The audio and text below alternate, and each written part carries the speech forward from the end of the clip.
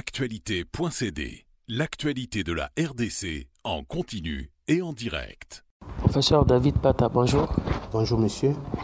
Depuis le 19 novembre, la campagne électorale a été lancée pour le scrutin à plusieurs niveaux, donc au niveau de la présidentielle, des députations nationales et provinciales. Et nous constatons la prolifération des affiches aux effigies des différents candidats à travers plusieurs grandes artères de la ville et d'autres espaces publics. Comment les affiches peuvent influencer l'orientation des choix des électeurs? L'affiche a la propriété de pouvoir attirer l'attention, mobiliser les énergies des gens et les orienter, en même temps les incitant à adhérer pour la personne qui s'y retrouve. Et donc, techniquement, les affiches représentent de manière imagée l'identité et la personnalité du candidat. C'est ainsi que le contenu et la manière dont l'affiche est présentée, c'est-à-dire sa forme, sont des éléments qui peuvent, n'est-ce pas, aussi amener l'affiche à atteindre ses objectifs. Et nous trouvons par exemple au niveau des députés qu'ils mettent leur propre figure, mais aussi la figure de candidats qu'ils soutiennent, par exemple à la présidence. Oui, ça se justifie, c'est en sciences, plus précisément en psychologie. On peut expliquer ça par le principe de Ivan Pavlov, un réflexe conditionné. C'est-à-dire que le président de la République, il représente un stimulus naturel, d'autant plus qu'il est connu, il a des réalisations, ou aussi un autre leader, comme en dehors du président de la République, vous avez Moïse Katumbi, vous avez les autres.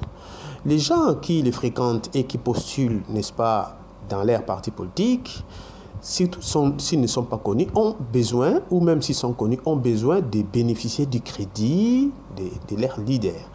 Et donc, en associant l'image, les deux images, les leurs et celle de leur leader, c'est indirectement, ils sont en train de bénéficier des crédits, n'est-ce pas? Et ils donnent un peu plus de force à leur candidature. Et c'est tout à fait normal. C'est comme les réflexes conditionnés de Pavlov.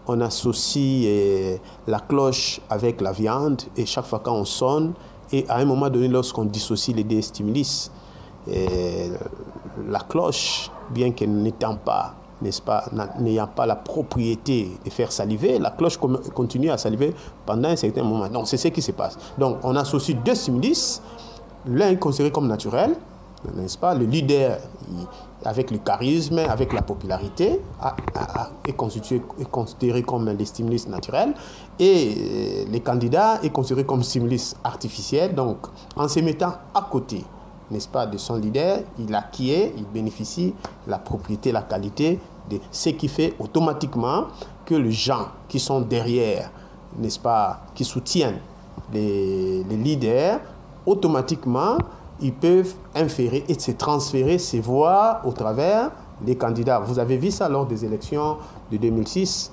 Certaines personnes ont été votées simplement parce qu'ils étaient avec Bemba et d'autres étaient avec Kabila. C'est le même principe. Alors, professeur, ça, je l'ai lu dans votre ouvrage, la faculté d'orientation de la pensée ou de l'esprit inclut aussi l'attention et la concentration. Là, c'est selon la théorie de William James. Et comment cela se fait concrètement dans le cadre des affiches de campagne? L'affiche est constituée des éléments pertinents, notamment, vous avez l'image, c'est écrit, la manière aussi dont les différents éléments sont présentés, c'est-à-dire les fonds et la forme, arrivent à attirer, n'est-ce pas, les individus.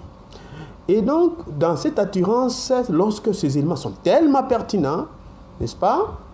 Exemple, quand on écrit Mouyibi, il faut qu'on dégage Miyibi. Vous voyez, l'esprit, ce type de slogan éveille la conscience parce qu'il répond à la psychologie sociale de la population qui vit dans un état endémique, un état de crise mentale. voyez, des slogans comme celui-là et également la manière dont on présente l'image, ça peut orienter l'esprit, c'est-à-dire ça amène les gens, premier niveau, à la concentration, c'est-à-dire à être attentif sur les éléments présentés et en même temps à être focalisé. C'est pourquoi on parle de la focalisation de l'esprit, c'est-à-dire il y a l'attention et en même temps il y a la focalisation. Voilà. Professeur, vous en tant que spécialiste, qu'est-ce que vous pouvez conseiller aux différents candidats sur les éléments sur lesquels peuvent travailler pour s'attirer plus d'électeurs? Bon, c'est simple, pour le moment, c'est-à-dire il faut trouver des mots justes, des mots précis, concis, pas des slogans longs.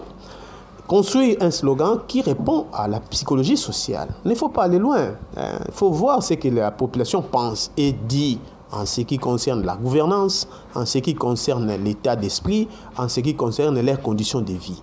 C'est sur base, n'est-ce pas, de ces traits psychologiques de la population que vous allez trouver des mots, des expressions, des slogans qui vont effectivement les amener à s'orienter vers vous, à être attentifs et en même temps concentrés sur vos actions et à la fin, qu'ils soient en mesure de pouvoir vous donner leur voix. Actualité.cd, l'actualité de la RDC en continu et en direct.